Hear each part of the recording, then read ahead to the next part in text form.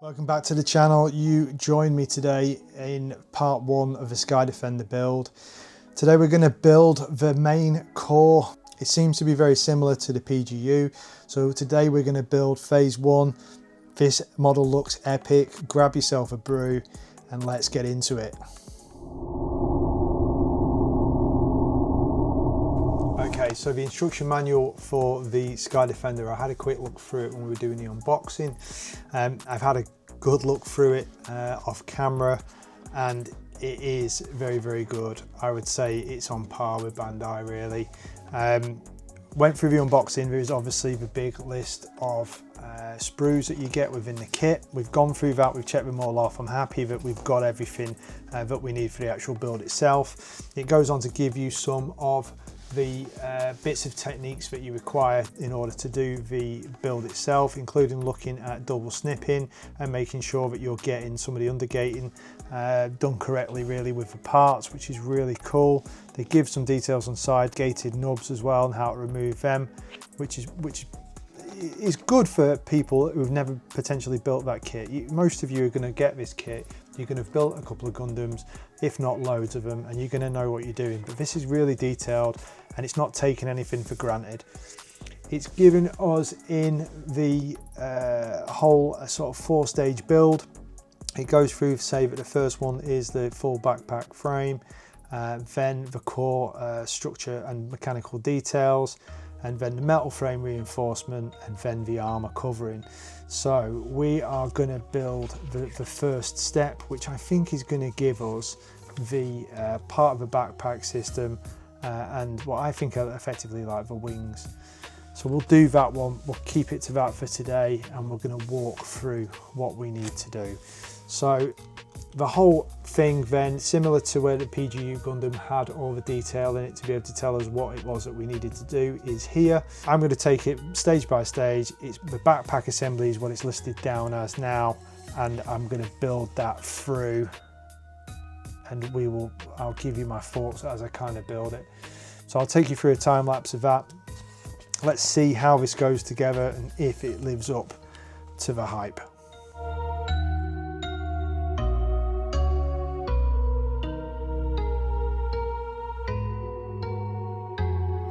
Okay, so this is cool. It's part of a backpack system that goes on the back of the Mech. So quality wise, very, very similar to Bandai. Yeah, so good quality plastics, lots of different types and different elements which have built up some of the detail. You have a light grey system of sort of structure for the base part of it. You've got these bits of armour which are the off-white. You've got gold accents, including gold accents within, whether they're the jet propulsion systems or some sort of propulsion system effectively. Yeah, and it goes together really well. No problems with fitment, nothing too tight. Everything seems to be going together really, really nicely, and the instructions seem really clear. So that's that part done. That is the first part of the backpack, and we're going to move on to the next part, which is what they call the floating gun. I think this is going to be a series of these kind of like fins.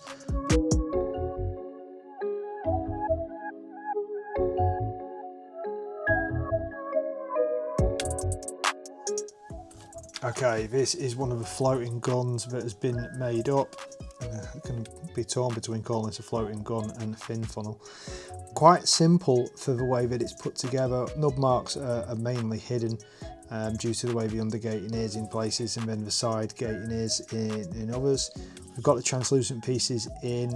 There is a system of sort of opening and mechanisms and gimmicks here, where that must form part of the gun, and I think this is possibly the end of the gun, but it's not dead apparent to me yet. It's obviously a system where there's going to be several of them attached to this backpack itself.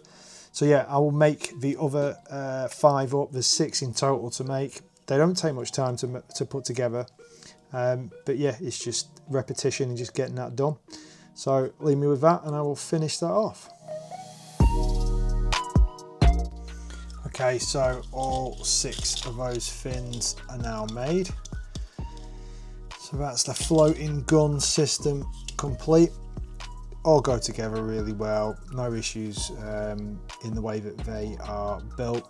It wasn't even it wasn't even tedious. Even building 6 of them was actually okay, which is rare for something when you've got to keep repetitively making it. These parts articulate here for the luminous green see-through bits. Those 2 like exhaust vents open up. I'm not quite sure what that's going to do for now, but yeah, it looks cool. It articulates itself, and all 6 are done. We are going to move on to the next stage, and that is, well, it says rail rifles, which I think are going to be 2 bigger versions of guns.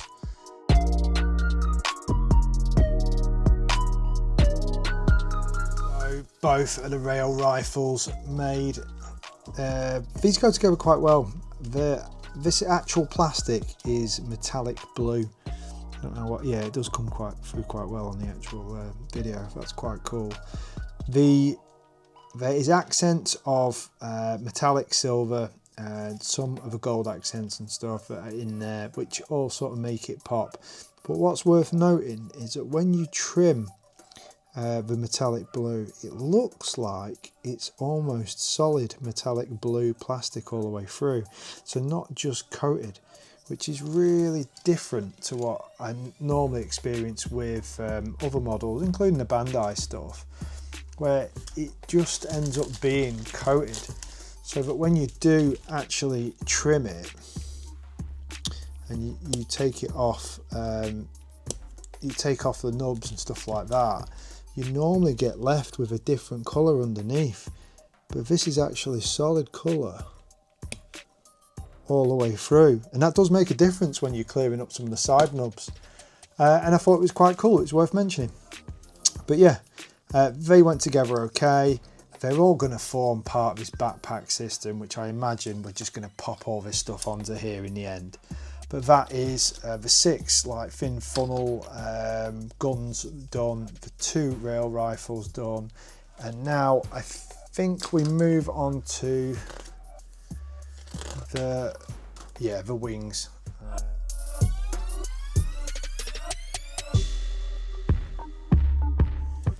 Okay, so one of the wings now made. That is quite intricate. It's got loads of little bits of moving parts and gimmicks that kind of add to the sort of 3D side of this, which is really cool. Metallic parts are really good. Again, very similar to the blue metallic parts. The gold seem to not just be plated, but also be coloured underneath. Now, I don't know if that is similar to the Bandai ones where you've got the gold kits, but you can't really see the cut marks and the nub marks horrendously, which is brilliant, because the worst fear you've kind of got with an actual model like this is that when you start getting to some of the really fine detail stuff, some of the stuff that looks really nice and metallic, is it gets ruined by snipping it, and I don't think it has ruined it. There are some nub marks which are on show, which I'll try and point out, which are like round here on these bits, but I think that I think the stuff that's going to go on top of that, to be honest, I think it's going to end up with armour on top, and I think it will be covered very similar to what I experienced with the PGU. But yeah, an intricate fin system here where these actually move. They're nice and stiff, everything goes together really well and is nice and stiff. In here is a bolt, and you actually bolt through there to keep that in place. I've got a feeling that probably is going to be under quite a bit of stress when you start moving everything around as a model, and yeah, I could see that could loosen up over time, which would be quite annoying. So that's quite good that that's in there. And then this is actually covering it over. There's like a plastic grey piece here that's covering that, and then the metallic bit. This bit feels nice and stiff. Again, you don't want these things really loose. Otherwise, you tend to have a very floppy model. So tolerances are really good. Quality looks good. quite happy with that. That has taken a while to put together. It's definitely, it's around, I would say around an hour for just one of these sides. So what I'm going to do is build the other one off camera, and then we go on to the Falcon UAV.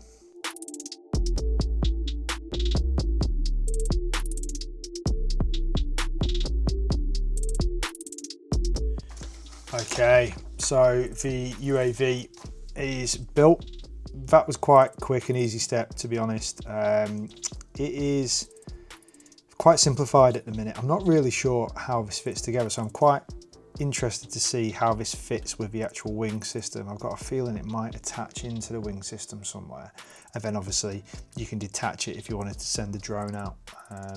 There's quite a lot of parts now which are all sort of done, ready to put into ready to put together. So we're on to the action base. Let's get the action base built, and then I think we're going to get all this stuff together, and phase one is going to be complete.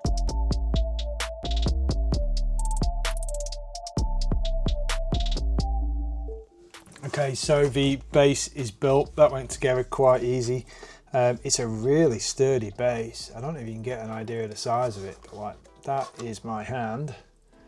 Not a small hand, but it's yeah, it's big. It is big. I'm hoping now we're going to get everything else together. We will, I think we're going to be basically making the backpack assembly. So I'll take this down for now.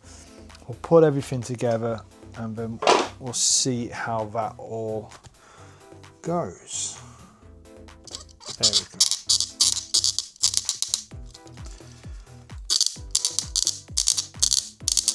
Okay, that's me putting a considerable amount of effort into pushing that in place. It is in place, but I don't like the way you're having to push it that hard.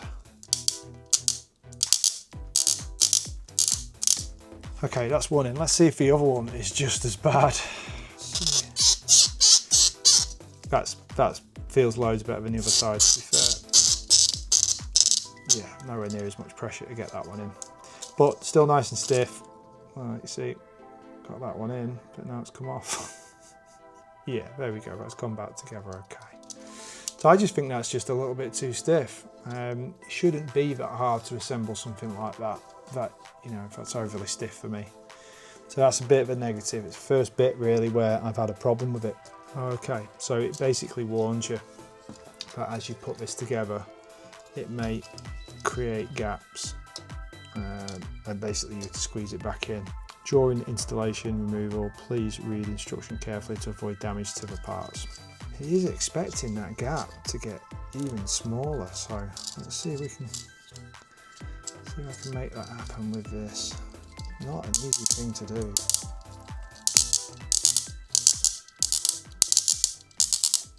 Yeah, that is tight now, so it does tighten up even further. It's pretty scary to put together though. I think you've got to accept that you've got to be pretty forceful with it. Instructions are telling you the same thing as well, so it's just one of them things where you've got to be a bit aggressive with it, I suppose. It just doesn't sit right with me to be that aggressive with a part. Okay, so what I should have done was I should have taken this off and actually done it like this. I don't think it was expecting me to do it in the way I've done it, where it was actually on the assembled backpack. So that's a mistake by me. Make sure you don't make that same mistake. That needs to come off. And that way it probably is a bit easier to do, to be honest. So that's my mistake. Not reading the instructions carefully enough, getting far too excited and trying to do it all in one go. So this next stage basically says to clip these back in. They're all now in place. Now we're going to add on these cool blue rail guns. Go in between these pieces here. So you've got to get these pieces into there. I'll put that in, click that in place, and that goes into place like that. That's really cool. Okay, so we'll get the other one and do the same thing. So these are obviously weapons that must detach, and then your Sky Defender can actually hold them in the hands by the look of it. But that's a really cool way of storing them, so that they become part of a backpack setup. What we do next is put the drone onto the top of the backpack. Just make sure you get it the right way around. So that goes into there. Let's just pop the wing off again. There we go. So that is the drone in place on the rear, and then it looks like each one of these fin funnels, as I call them from Gundam, but these are like gun attachments, goes onto these parts here, and I think the orientation is that way, and I think you just push them on and they're on. Yeah, so that's cool. Put them on.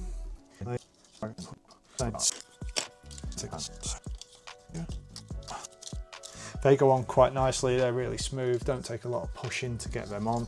But if you look at how big that is, they are, yeah, that's really added to the width of those wings.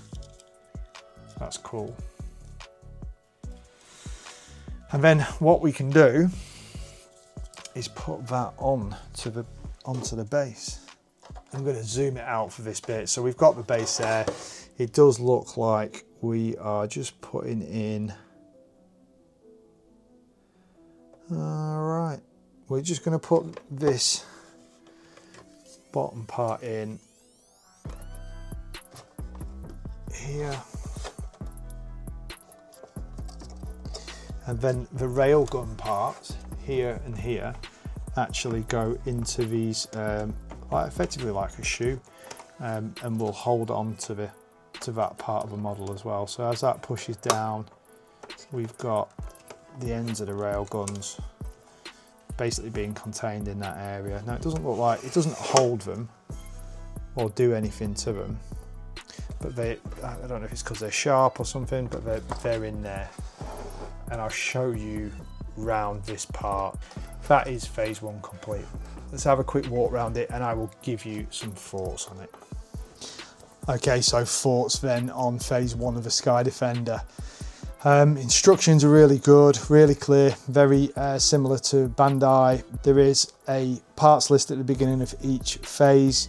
There are some notes about cautionary bits that you need to get right for the stage that you're building for. Parts wise, everything goes together really well. I was impressed with the fit in everything generally, apart from when I went to put the wings into the backpack system. That was tough. It does note it in the instructions. It does tell you that's going to be a bit of a tough thing to do, and it's all because them PCM parts or POM parts are I've got quite high friction when they touch each other. But I can only think that means longevity wise that should be good for the model, and effectively only time will tell with that.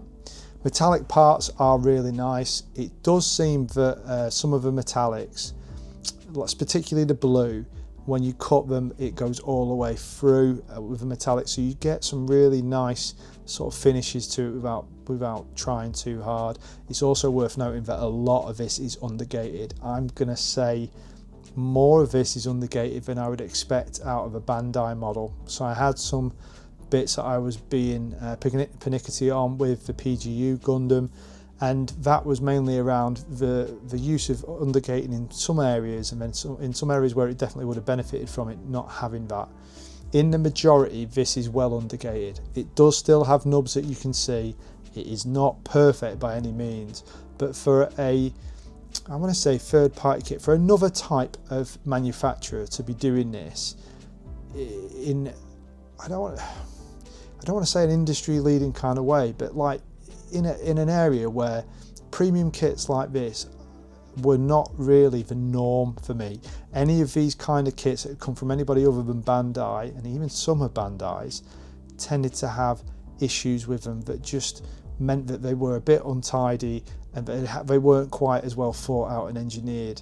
But I think I'm basing that all on the past. I've been really impressed with how these newer kits have just been made and have been executed, and this is no different. It's not flawless, but it's really, really good, and so far I'm impressed. Bearing in mind with this one as well that this was £140, so considerably cheaper than some of the PGU Gundams. And I think this is going to, from the height of it, is going to be just that bit bigger than an MG, just like the 172 scale sort of says, and not as big as a PG Gundam, but it really does feel like value for money at this point.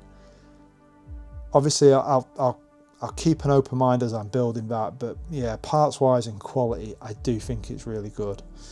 Articulation and open gimmicks. Obviously, it doesn't massively articulate this backpack in respect of posing as it is now, right now, this second. It has got a lot of articulation in relation to sort of moving the wings out and in. It has the ability to rotate those wings. Their fin funnels or rail guns all spread out and can be moved independently. So as a gimmick heavy item, the wings have got quite a lot of gimmicks going on, and I think that's going to get built on as we start putting the armor layers onto this. It really is that skeleton where it's got the base sort of metal structure, and then it's got the metallic parts on top of it that are just giving it those accents, and it is well accented.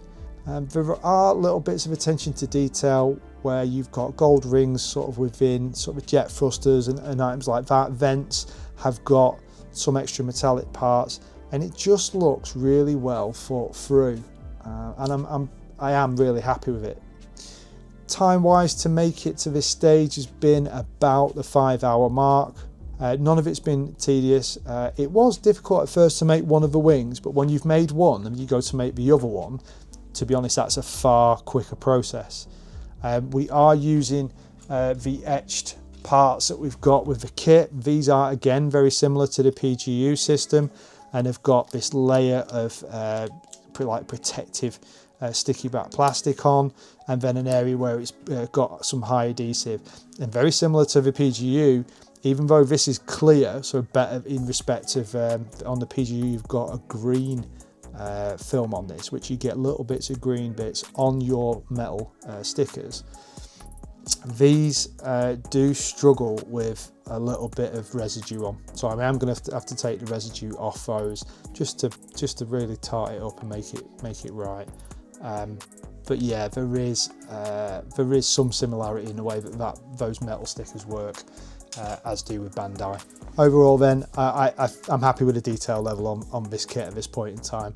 I think if you wanted to go to town on this would be a monster of a build to paint and to detail up. Each one of these fin funnels and items with the wings has got a good level of detail, where if you were to paint that and start panel lining it effectively that way, then you could really make a detailed model. As it stands with this, I'm going to leave the detailing until the end, because a lot of this is going to get covered, and I know my own personal preference. Once I've made this, it will probably go on a shelf and stay in a relatively same position for a good period of time. I can't imagine I'm going to be messing about with it too much, bearing in mind I've got loads of other stuff to build as well, and once I found a good display pose for a model, I don't tend to move it out of it. I'm just not that inventive, unfortunately. So yeah, happy with how it's gone so far. Really excited, I suppose, to go and build this next phase and actually build up the mech. I'm hoping that if it's as good as the wings have been and the details the wings are going to be, this is going to be really, really cool. So we'll do that in a separate video. Give us your thoughts on this down below. If you built this yourselves already, how did you find it? I'm kind of chuffed that it's got a base that comes with it. I mean, it's huge. I'm really not sure I'm going to put this at the minute with the way that the base is so big. But this is all included. Again, when we look at the value we're getting for money, we're not only getting a large mechanical figure with a wing system, we're also getting a massive base, and we would have to pay extra for that with other manufacturers. You've got to bear that in mind. But yeah, going together really well. Have you built it? What are your thoughts? Got any tips for me if I missed anything? Obviously I made a bit of a mistake with the wings at one point, which I've corrected within the video. Yeah, I've really enjoyed it. I hope you guys have enjoyed the video. If you have, click the like button. It goes a long way to helping me out and just telling YouTube that the stuff I'm doing is not rubbish. Leave any comments you want to leave below and ask any questions. If you've got any questions for this build as I go along, then do let me know. I will try and answer them. I do pay attention to the comments, and I'm normally in the comment section quite a lot, answering bits and pieces from people or just thanking them for some of the comments. I am really chuffed that you guys have jumped on board the Into the Hobbyverse train, and you've subscribed in your masses. That's been absolutely mega. I do though have a thing where I would ask you, if you've been watching videos with me and you do like them and you're looking out for my videos, please do subscribe. About 95% of people at the minute are viewing the videos don't subscribe, and if I did get that little bit extra boost in the subscribers, it's going to take me towards that point where the YouTube channel starts to work for itself. I'm really keen on getting over 1,000 subscribers and starting to get me on that journey to being a paid YouTuber. My big plan for the YouTube channel is to take the money that I make from YouTube and try and put it into the channel again, buying different models, testing out stuff and reviewing it that you want me to review. And if the channel gets more popular, then the likelihood is that people may want to approach me in order to review some of the kit. My promise to you guys is to always give you an honest review on this stuff. You can ask any question you want and I will try my best to answer it if it's within the knowledge that I've got from making the models. So until next time, just look after yourselves. I'm hoping that you're getting some modeling done too, and just take care.